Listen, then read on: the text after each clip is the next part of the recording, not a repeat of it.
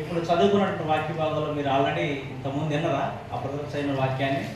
యోబు గురించి విన్నరా? ఎవరన్నా ఎన్నో వాళ్ళ సక్షేత్రం చెప్తారా? యోబు గురించి ఎన్నో వాళ్ళు అయితే అతను బూజు దేశంలో యోబు అనే వ్యక్తులు ఉండేవాడట. అతడు ఆ దేశంలో గొప్ప ధనవంతుడు. ఎవరంటే అతను అంటే బాగా డబ్బు ఉన్నటువంటి వ్యక్తి, గొప్ప ధనవంతుడంట. అతని గురించి దేవుడు ఏమంటాడంటే అతడు యథార్థవర్తులను న్యాయవంతుడినై దేవుని యందు భయభక్తులు కలిగి చెడుతనమును విసర్జించిన వాడు. ఏంటంటే గొప్ప ధనవంతుడంట. గొప్ప ధనవంతుడై ఉండి కూడా అతను ఏం చేసిందంటే దేవుడు అతను ఏమంటాడంటే యథార్థవంతుడు న్యాయవంతుడినై దేవుని యందు భయభక్తులు కలిగి చెడుతనాన్ని అంటే పాపమును ఆశ్రయించుకుని అతను జీవిస్తున్నాడంట. ఈ రోజుల్లో డబ్బున్న వాళ్ళు దేవుని దగ్గర అంటే చాలా కష్టం. వస్త్రం రేఖ గారు డబ్బున్న వాళ్ళు చాలా దేవుని యొక్క సన్నిధికి రావాలంటే చాలా కష్టం, రారు కూడా. అయితే ఇక్కడ యోబు యొక్క జీవితాన్ని గమనించినట్లయితే ఇతను బాగా డబ్బు ఉంది, ఆస్తిపాస్తులు ఉన్నాయి, అన్నీ ఉన్నాయి. అన్నీ ఉన్నప్పటికీ ఇతను దేవుడు అంటే భయభక్తులు కలిగి జీవిస్తున్నాడు. భయభక్తులు కలిగి జీవించడం మాత్రమే కాకుండా చెడుతనాన్ని విసర్జిస్తూ ఉన్నాడట. ఆ వ్యక్తిని చూసి దేవుడే అంటాడు, యోబు అనే వ్యక్తి న్యాయవంతుడు, నీతిమంతుడు అని దేవుడు ఒక వ్యక్తి స్టేట్మెంట్ ఇస్తాడు. ఇప్పుడు మనలో యాకోబు గారు ఉన్నారు, ఇప్పుడు నేనున్నా, ఇక్కడ నాగేశ్వర బ్రదర్ ఉన్నా. ఇప్పుడు మనల్ని చూసి ఇతను నీతిమంతుడు, పరిశుద్ధుడు అని మన ఇంట్లో ఉన్న వాళ్ళే మన గురించి చెప్పలేకపోతాం. ఇతను మంచి విశ్వాసి, ఈ అంబేద్కర్ బ్రదరు మంచి విశ్వాసి అని ఎవరు చెప్పలేకపోతారో తన యొక్క భార్య చెప్పలేకపోతాను. రమేష్ అని నేను మంచి విశ్వాసి, మంచి భక్తిపరుడు అని మన కుటుంబం వాళ్ళే మన గురించి సాక్ష్యం ఇవ్వలేకపోతారు. కానీ యోబు గురించి దేవుడు ఏమంటాడంటే ఇతను యథార్థవంతుడు, నీతిమంతుడు అయి ఉన్నాడు అని దేవుడు సెలవిస్తున్నాడు. అంటే అతను ఎంత భక్తిగా జీవిస్తే, ఎంత నీతిగా జీవిస్తే దేవుడు ఒక వ్యక్తి గురించి సాక్ష్యం ఇస్తాడు. ఈరోజు మనం ఎలా జీవిస్తాం? మన కుటుంబాలు, మన కుటుంబం వాళ్ళే మన గురించి చెప్పలేకపోతాం ఇతను మంచి భక్తిపరుడు కాదు, భక్తిపరుడు అని.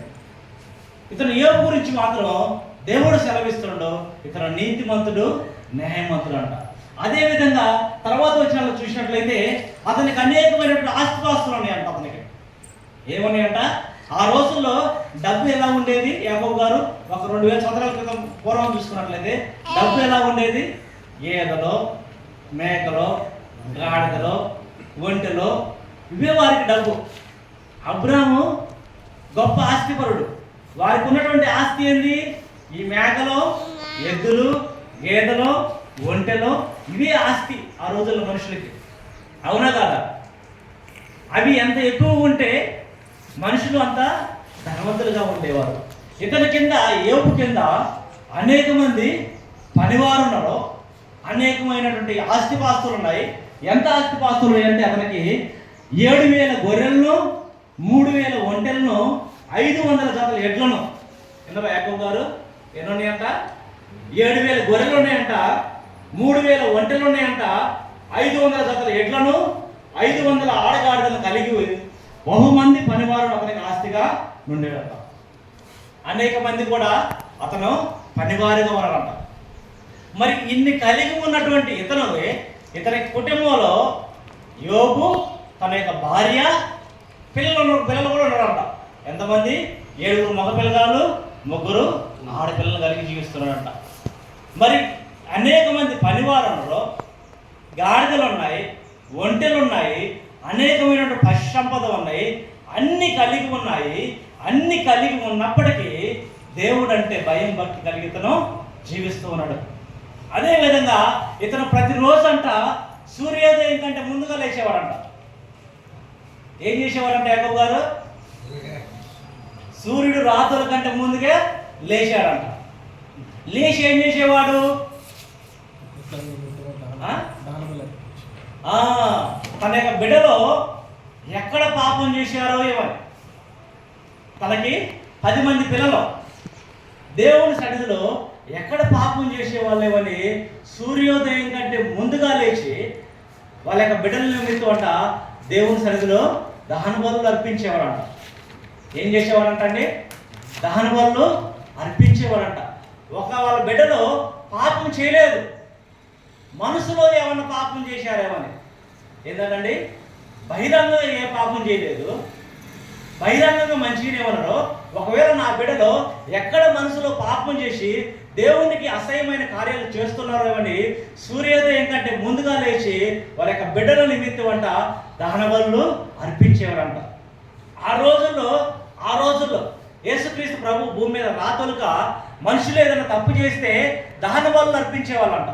ఏం చేసేవారంట? యాకోబు గారు ఏదైనా తప్పు చేస్తే దేవుని దగ్గరకు వచ్చి దహన బలులు అర్పించేవారంట.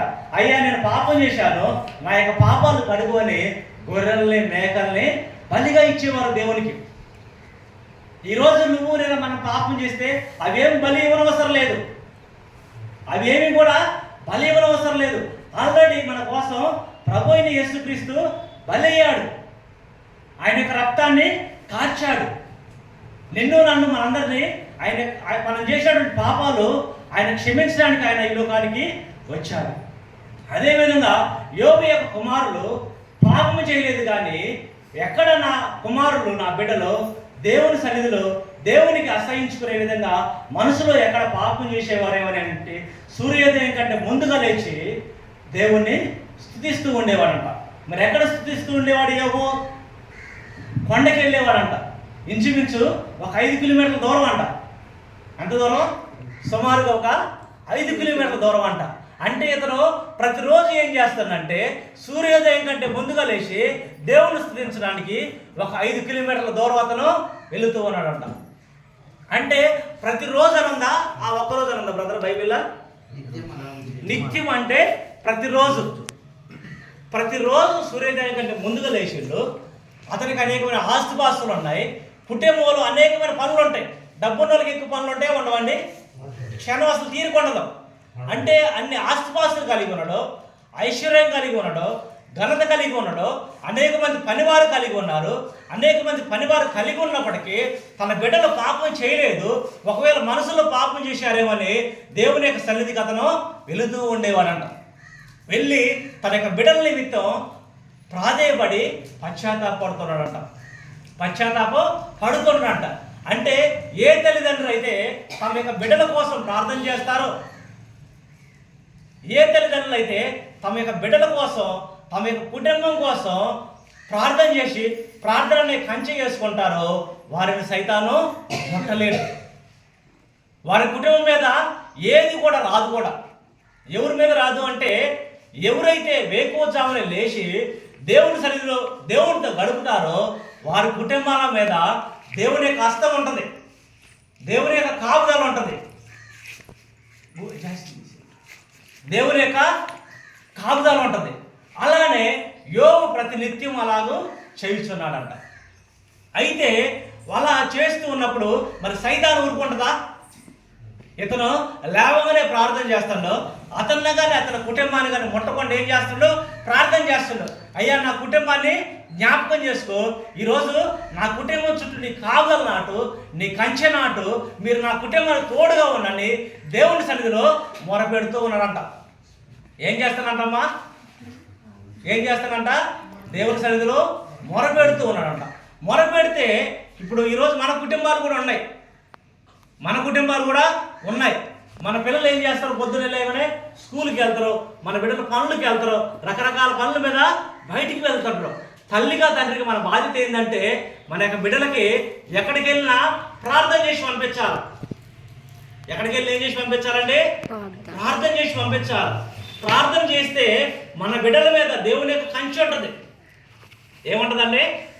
మన మీద, మన కుటుంబం మీద సైతాను కానీ ఏది కూడా దాడి చేయలేకుండా దేవుడు కంచెను ఆడతాడు, కాపుదలను ఇస్తాడు.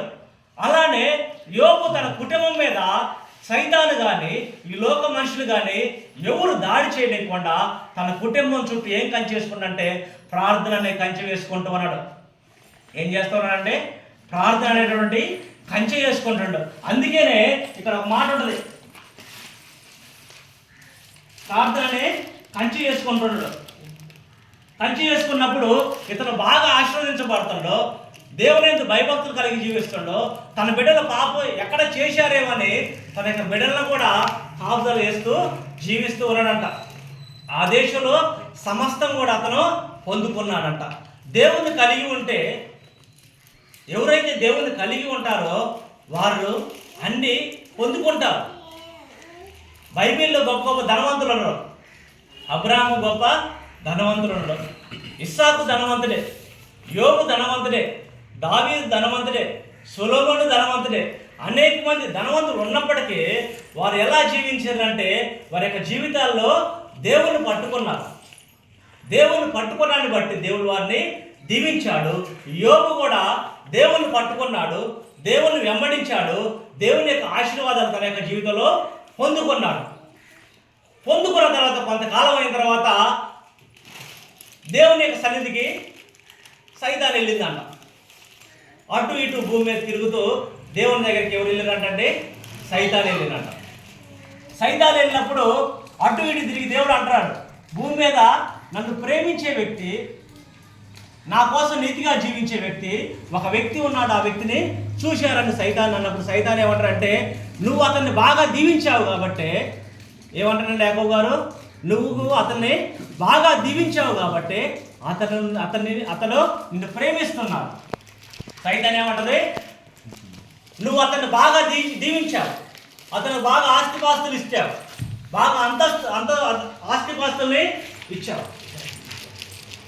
ఆస్తిపాస్తుల్ని ఇచ్చావు, అవి ఇవ్వటాన్ని బట్టే అతను నిన్ను ప్రేమిస్తున్నాడు. సైతాన్ ఏమంటుందండి, నీవు ఆ వ్యక్తికి బాగా ఆస్తిపాస్తులు ఇచ్చావు, అందుకనే అతను నిన్ను ప్రేమిస్తూ ఉన్నాడు అని సైతాన్ అంటుంది. అప్పుడు దేవుడు ఏమంటాడంటే, అతని యొక్క ఆస్తిపాస్తులు తీసివేసినా సరే అతడు మాత్రం నన్ను విడిచిపెట్టాడు. దేవుడు ఏమంటాడు సైతాన్తో, అతను నా యొక్క ఆస్తిపాస్తులు తీసేసినా సరే నన్ను మాత్రం విడిచిపెట్టడని సెలవిచ్చింది. ఇప్పుడు దేవుడి దగ్గర నుంచి పర్మిషన్ తీసుకొని సైతాను వచ్చింది. అంటే దేవుని యొక్క బిడ్డలకి ఏదైనా ఒక హాని జరగాలంటే దేవుని యొక్క పర్మిషను ఉండాలి. ఇప్పుడు మన ఎంట్రుకలో ఒక్క ఎంట్రుక ఓడాలన్నా దేవునికి తెలియకుండా ఏది జరగదు, దేవునికి తెలియకుండా ఏది జరగదు. ఇప్పుడు దేవుని దగ్గర నుంచి పర్మిషన్ తీసుకొని మరలా యోబు కుటుంబాన్ని దగ్గరికి సైతాన్ వచ్చింది. సైతాన్ వచ్చి ఏం చేసిందంటే, మొదటి మనం చూసినట్లయితే 1వ అధ్యాయం 14 వచ్చి మనం చూసినట్లయితే, మొదటిగా ఎద్దులు నాగలు దునుచు గాడిదలు వాటి సమీపంలో వేయించుండగా షేవీయులు వాటి మీద పడి వాటిని పట్టుకొని పోయి, మొదటికి ఏం చేశారంటే ఎద్దులు గాడిదలు, మొదటిగా శత్రువులు వచ్చిరంట. శత్రువులు వచ్చి ఎద్దుల్ని గాడిదల్ని వీళ్ళ కాపలా ఉంటారు కదా పని చేసేవాళ్ళు, వారి మీద పడి ఆ ఎద్దులు గాడిదల్ని తీసుకొని పోయారంట మొదటిగా. రెండో రకమైనటువంటి విపత్తు ఏమొచ్చింది, అతను ఇంకా మాట్లాడుతుండగా మరి ఒకటి వచ్చి దేవుని అగ్ని ఆకాశం నుండి పడి గొర్రెలను పనివారిని రగలబెట్టి కాల్చివేసింది. రెండోది ఏంటంట, ఆకాశం నుండి అగ్ని వచ్చి యోగుకున్నటువంటి గొర్రెలన్నీ కూడా పాడైపోయినాయి అంట. మూడో విషయం ఏం చూసినట్లయితే, అతడు ఇంకొనో మాట్లాడుతుండగా మరి ఒకటి వచ్చి కల్దీలు 3 సమూహాలకు వచ్చి ఒంటెల మీద పడి వాటిని కొనిపోయి ఖడ్గము చేత పనివారిని చంపిరంట. ఏంటంట, ఫస్ట్ ఎద్దులు పోయినాయి అంట, గాడిదలు పోయినాయి, రెండోది గొర్రెలు పోయినాయి, మూడోదిగా ఏంది ఒంటెలు కూడా పోయినాయి అంట. ఒకటే రోజు కోటేశ్వరుడు కాస్త తనకున్నటువంటి ఆస్తిపాస్తులు అన్నీ కూడా కోల్పోయాడంట. ఇప్పుడు ఒక్కొక్కరు చెబుతున్నారు, అయ్యా మన దగ్గర ఉన్నటువంటి ఒంటెలన్నీ కూడా పోయాయి, మనకున్నటువంటి గొర్రెలన్నీ కూడా కాల్చివేయబడ్డాయి, మనకున్నటువంటి ఆస్తి మొత్తం పోయిందని ఆ కాపలాదారులు ఒక్కొక్కరు వచ్చి ఏపుకి చెబుతూ ఉన్నారంట. ఇప్పుడు ఆస్తి పోతే పోయింది, ఆ తర్వాత అతనికి ఉన్నటువంటి 7 కుమారులు 3 కుమార్తెలు కూడా వారు ఉన్నటువంటి ఇంటిలో సుడిగాలు వచ్చేసి ఆ ఇల్లు కూల్చివేయబడి తన యొక్క కుమారులు కూడా చనిపోయారంట. అయితే ఇప్పుడు ఏబు ఏం చేయాలి? ఎంతో కాలం నుండి సంపాదించుకున్న ఆస్తిపాస్తులు, ప్రేమగా ప్రేమించినట్టు కుటుంబం అందరూ కూడా పోయారు. పోయినప్పుడు మనిషిలో వచ్చేటువంటి దుఃఖం ఏంది? మన ఇంట్లో చిన్న కష్టం వచ్చినా, ఇబ్బంది వచ్చినా, ఏదన్నా ప్రాబ్లం వచ్చినా దేవుణ్ణి దూషిస్తూ ఉంటాం. అవునా కదమ్మా? అవునా కదా? ఏ చిన్న కష్టం వచ్చినా, ఇబ్బంది వచ్చినా దేవుణ్ణి దూషిస్తూ ఉంటాం. మరి యోబు ఏమన్నాడు? తనకున్నటువంటి ఆస్తిపాస్తులు అన్నీ పోయాయి, బిడ్డలు కోల్పోయాడు, కుమార్తెలు కోల్పోయాడు, అన్నీ పోయాయి. అన్ని పోయిన తర్వాత యోబు నోటి నుండి వచ్చిన మాట ఏమిటంటే, ఏమన్నట్టు తెలుసా అండి? నా తల్లి గర్భంలో నుండి నేను దిగంబరినై వచ్చితిని, దిగంబరినై పోయేదను, యెహోవా ఇచ్చెను, యెహోవా తీసుకొని పోయాను, యెహోవా నామోకే స్తుతి కలుగునుగాక అన్నాడు. ఏమన్నాడండి? నా తల్లి గర్భం నుండి నేను దిగంబరినై వచ్చాను, దిగంబరినై పోతాను. దేవుడే ఇచ్చిండు, దేవుడే తీసుకొని పోతాడు, దేవుని యొక్క నామానికి స్తుతి కలుగునుగా కానీ దేవుని స్తుతిస్తున్నాడు. ఎటువంటి సమయంలో దేవుని స్తుతిస్తున్నాడు? తనకున్నటువంటి ఆస్తిపాస్తులన్నీ పోయాయి, అంతస్తులన్నీ పోయాయి, కుమారులు కుమార్తెలు అందరూ కూడా చనిపోయారు. చనిపోయినప్పటికీ దేవుణ్ణి మాత్రం అతను స్తుతిస్తూ ఉన్నాడు, దేవుణ్ణి ఘనపరుస్తూ ఉన్నాడు. ఈరోజు మన జీవితాలను మనం గమనించినట్లయితే, జాగ్రత్తగా పరిశీలించినట్లయితే, మన కుటుంబాల్లో చిన్న కష్టం వచ్చే కాదు, దేవుడు ఏం చేస్తున్నాడు అని దేవుని దూషించేవారు అనేక మంది ఉన్నారు. చిన్న ఇబ్బంది వస్తే దేవుణ్ణి నిందిస్తున్నారు, చిన్న ఇరుకు వస్తే దేవుణ్ణి నిందిస్తున్నారు. దేవుడే ఉంటే నా కుటుంబంలో ఇటువంటి పరిస్థితి ఎందుకు దాపరిస్తుందని అనేవారు కూడా అనేక